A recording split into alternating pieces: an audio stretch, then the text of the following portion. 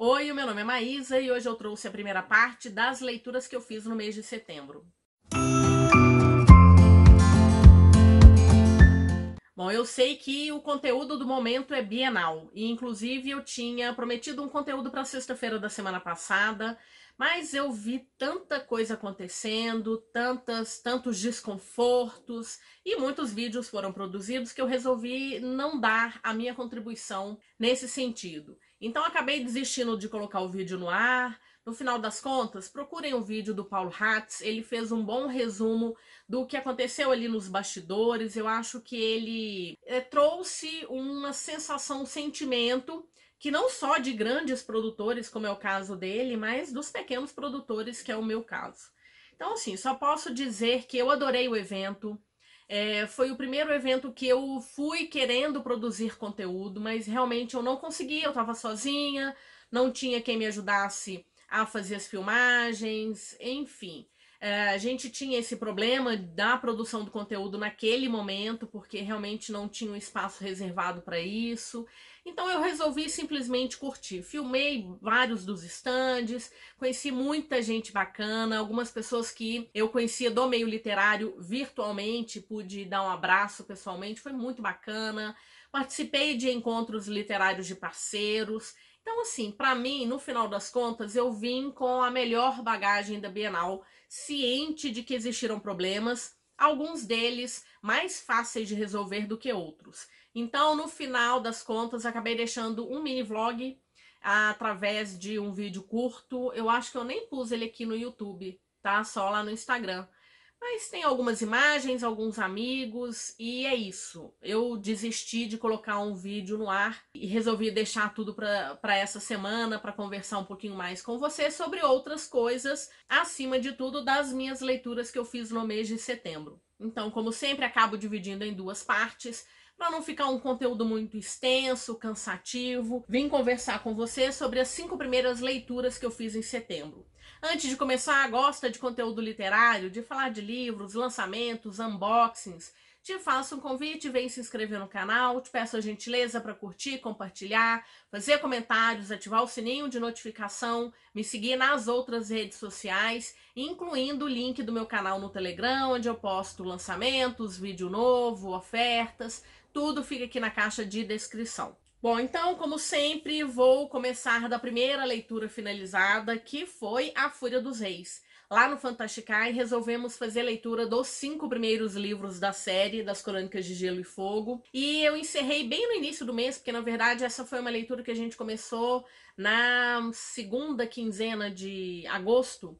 E ela foi terminar na primeira semana de setembro. Então, o primeiro livro que eu finalizei, eu continuo gostando muito desse mundo. A sensação que eu tenho é que esse livro, ele ainda é muito de preparação, porque o autor escreveu um mundo tão complexo que ele precisa deixar bem claras as peças dele, como é que elas estão se movimentando, se organizando, como que essas peças vão se movimentando, aparecendo, né? Então a gente tem alguns personagens novos, tem uma quantidade enorme de personagens, a gente vai se acostumando com eles aos poucos. Então, para mim, esse livro é muito nesse sentido, ainda preparando para uma futura guerra. Claro que existem pequenas batalhas, elas estão acontecendo, mas eu sinto que a gente ainda tem um longo caminho até a batalha final, né? Afinal de contas, estamos falando aí de uma série que a princípio tem 5, vão ficar com 7 livros, talvez. Mas ainda assim, eu gosto muito da escrita do autor, ela é bem detalhada sim, e fica aí o convite, se você tem interesse de ler os outros livros, nós já estamos bem no início, assim, o primeiro terço, talvez, de A Tormenta de Espadas. Mas vai seguindo aí com a gente, porque até o final do ano a gente pretende finalizar esses 5 primeiros livros. Bom, depois eu fiz a leitura de um livro que eu tinha vontade de ler assim há bastante tempo. Quando Havia Lobos, da Charlotte McGonagall, publicado pela Alta Novel. Aqui nós temos um livro com a premissa dele é que me chamou a atenção, que era uma mulher, uma bióloga, historiadora natural, que foi até a Escócia para trabalhar num projeto de reintrodução de lobos selvagens. A Inti, então, ela vai com uma equipe de fato, a gente já começa essa história com a soltura de lobos, e daí em diante a Inti vai ter que trabalhar com a questão da sensação das pessoas, porque fica muito claro no livro que os escoceses acabaram exterminando os lobos por uma questão de proteção dos seus rebanhos. Só que como a gente está falando de uma questão ambiental, né, toda vez que você retira um grande predador de um determinado ambiente, que era o caso aqui, ele era o topo de cadeia, então quando você tira esse topo de cadeia, o que você tem? Quem ocupa o nicho inferior começa a ter uma reprodução acelerada, porque não vai ter ninguém controlando ele ali, ele está reproduzindo, começa a aumentar a população, a gente começa a ter problemas aí em relação a toda essa teia ecológica. E é isso que ela tenta resolver, porque o lobo era o predador natural dos cervídeos, né, dos veados daquela região, e como ele não tem predador, os veados começam a reproduzir intensamente, vão se espalhar por ali, e eles têm um grande problema, que é do pisoteio, e esse pisoteio, ele acaba matando uma subcobertura, que são sementes ou plantas que estão ali em germinação, esperando o momento de ter uma clareira, em alguns casos, para ela poder se tornar uma nova árvore. Então a gente perde esse subbosque. E aí a floresta, ela parece que está intacta, mas o dia que aquelas grandes árvores tombarem por uma questão de idade ou qualquer outra que seja, não existem árvores que estejam prontas para ocupar esse lugar. Então esse é o grande problema do pisoteio. Isso funciona em qualquer lugar do mundo. Esse é o grande problema das pastagens, por exemplo. Mas ela tem um grande problema que são as pessoas. Elas têm medo de lobos e vão resistir muito a essa introdução, mesmo que ela tenha aval aí. A Inti também tem um outro problema. Ela se mudou para a Escócia junto com a irmã dela. E a gente começa a conhecer a irmã dela bem devagar, e percebendo que a irmã dela passou por algum processo ali bem complexo. A história ela vai estar dividida em duas linhas temporais, então o presente e o passado, que vai revelando pra gente um pouquinho da infância da Inti, da irmã dela, quem que era o pai, que era uma pessoa comum, mas que passou a entender a importância de preservar, de plantar o seu alimento, de buscar uma relação com a natureza mais amigável, e com a mãe dela, que é uma policial. Ela tenta alertar as meninas o tempo inteiro que elas têm de ficar atentas, que existem sinais de que existem relações tóxicas, e ao primeiro sinal elas devem fugir disso. Bom, e a gente vai conhecendo um pouco do passado das duas, até para entender o que aconteceu com a irmã dela. É uma situação bem dolorosa, porque a Inti, ela tem que cuidar da irmã, e ainda tem que cuidar desses lobos, cuidar da relação com as pessoas, e até que algumas mortes começam a acontecer e ela tá preocupada, porque a partir do momento que os lobos forem apontados, se é que foram eles, ela teme que uma grande caçada seja deflagrada ali e todo o trabalho dela venha por água abaixo. Gente, que história incrível! Eu sei que as pessoas gostam muito mais do segundo livro da autora, que saiu aqui no Brasil também, que chama Migrações. Dizem que Migrações é melhor do que Quando Havia Lobos. Mas eu amei essa história. A Inti é uma personagem complicada, a gente não gosta dela de cara. Eu gosto porque eu entendo esse lado dela lidando com as questões ambientais. De cara, enquanto alguém que trabalhou um pouquinho com isso, entendo qual foi o problema dela. Qualquer projeto que esteja lidando com uma comunidade, ele precisa ter essa parceria com as pessoas. A gente tem aqui um grande exemplo que é o Projeto Tamar, mas é porque ele leva muito a sério essa questão da relação com a comunidade. Se você for em qualquer Projeto Tamar, você vai encontrar ali, por exemplo, souvenirs que são produzidos por aquela comunidade. Inclusive, eles vão ser diferentes das outras bases, porque ele não é uma coisa produzida na indústria que chega ali para todas elas igualzinho, não. É cada uma daquelas pessoas que estão ao redor do Tamar que vão produzir a sua arte e, nesse caso, alguma coisa referente ao projeto. Então a Inti vai aprender isso, né? Ela precisa trazer essas pessoas para junto dela. Mas é um processo demorado e tem tanta coisa acontecendo. Ela se envolve em cada situação que eu fiquei assim apavorada, né, de entender como é que ela ia sair daquilo. Ela é uma mulher muito forte, ela não tem noção da força dela, muito dessa força forjada pela mãe, que era incisiva na questão de que elas precisam cuidar uma da outra. O amor das duas irmãs é muito lindo. e tem muito dessa forja, tanto da mãe quanto do pai. Então, as duas são muito preocupadas com as questões ambientais, mas são muito ligadas e vão estar juntas, assim, pro que der e vier. O final é arrebatador. Nossa, chorei, viu? Realmente, eu costumo dizer que eu não sou a pessoa que chora, né? Não gosto de livros para me fazer chorar, mas aqui foi bem emocionante o final.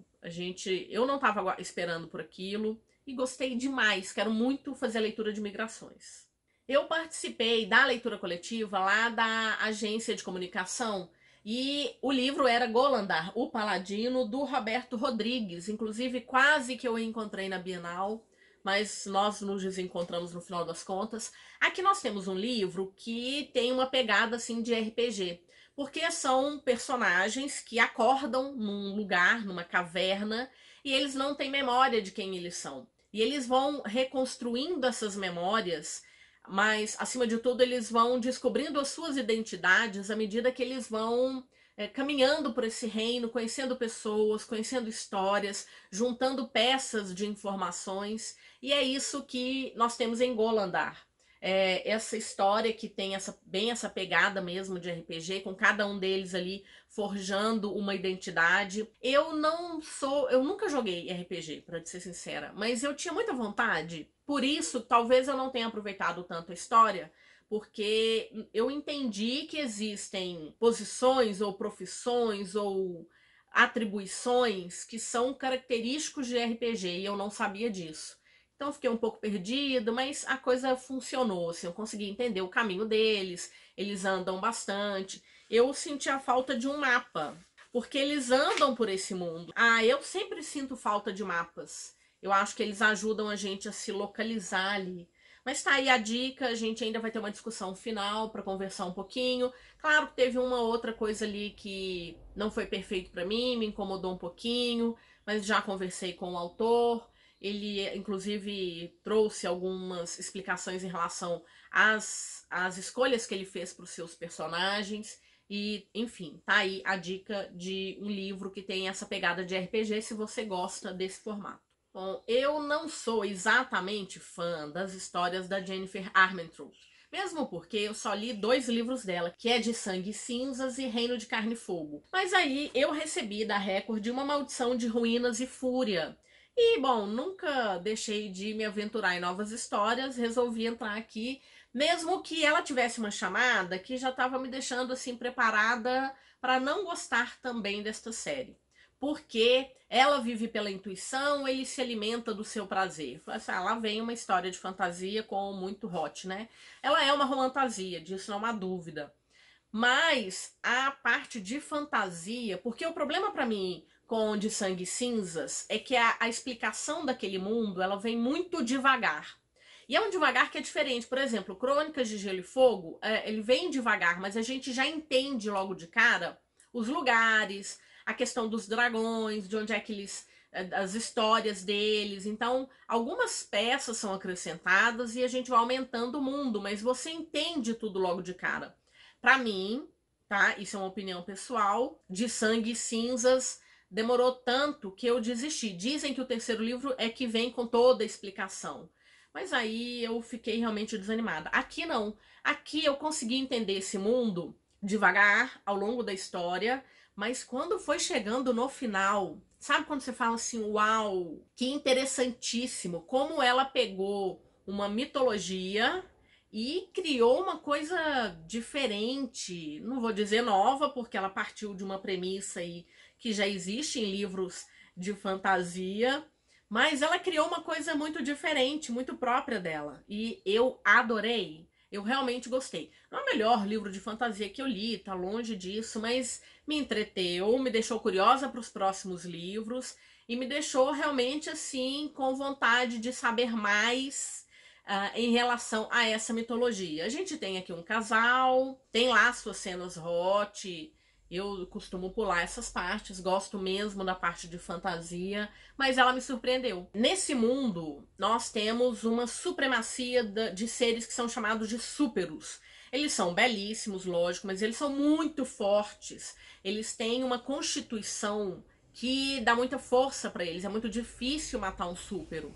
E, na verdade, nem é muito aconselhável tentar isso. Esses súperos, alguns deles, eventualmente, se relacionam com seres humanos, criando híbridos, que são chamados de Celestia, que são seres que também são muito fortes, mas de longe o que os súperos são.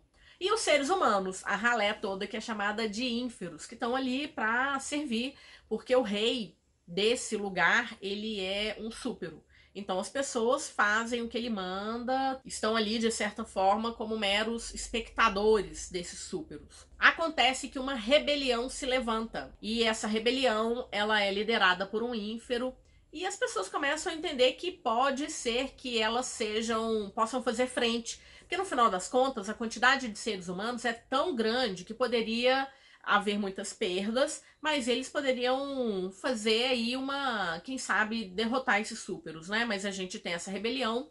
E longe dessa rebelião, a gente vai encontrar os nossos protagonistas. Então aqui nós vamos encontrar Calista, que vive ali na casa de um Celestia, e ela vive ali dos favores desse Celestia. Ela veio de um orfanato junto com um amigo dela, assim, muito querido, e os dois são protegidos dentro dessa mansão.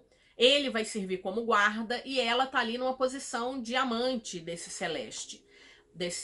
Mas mais do que isso, ele fica com a Calista, esse senhor fica com a Calista porque ela tem a habilidade de prever um futuro imediato. Então, às vezes, num toque, ela consegue dizer segredos, ela consegue dizer o que vai acontecer, se alguma morte está próxima. Então, esse senhor, esse Celeste, ele a mantém ali acima de tudo, como uma ferramenta. Até que um dia, por conta da intuição dela, ela sai e ela vai salvar um nobre. Ele tá numa condição. Esse livro tem cenas assim bem fortes. Ele tá ali numa condição bem ruim. Ela vai salvá-lo e até que ela descobre que ele é um súpero. E na verdade ela descobre uma série de coisas em relação a esse súpero. Mas ela ela soltou, acredita que ele vai deixá-la viver, porque afinal de contas ele deve a vida a ela, e ela volta para sua casa.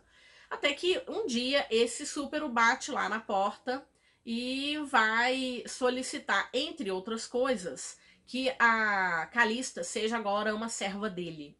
E bom, e aí a gente tem ela vai entender quem que é esse súpero, qual que é a posição dele em relação a esses movimentos que estão acontecendo no reino, vai descobrir um pouco mais sobre a rebelião. Um amigo dela queria se juntar à rebelião, porque afinal de contas ele sabe que a situação de seres humanos nesse mundo não é das melhores. E aí a gente vai adentrando essa mitologia e vai descobrindo coisas assim que são muito bacanas. Eu gostei, sinceramente, não é nada revolucionário, mas ela foi diferente. Ela pegou então essa coisinha ali e transformou na sua própria história. Gostei bastante. Eu sei que é uma série. Ela não consegue escrever uma fantasia em volume único. Para mim isso não é problema, mesmo porque a escrita dela é boa, disso não há dúvidas. Aqui nós temos 400 páginas, então foi bem rápido de ler. Mas não sei se está previsto, quando está previsto os próximos livros. Fica aí a dica, Uma Maldição de Ruínas e Fúria. E eu gosto da capa. Eu sei que tem um monte de gente que fala que tá cansado de capas de fantasias que tem espadas e coroas. Aqui a gente tem corvos e tem a classificação indicativa de 18 anos. E o último livro que eu quero apresentar para vocês é Chama de Ferro, da Rebecca Yarros, o segundo livro da série O Empiriano.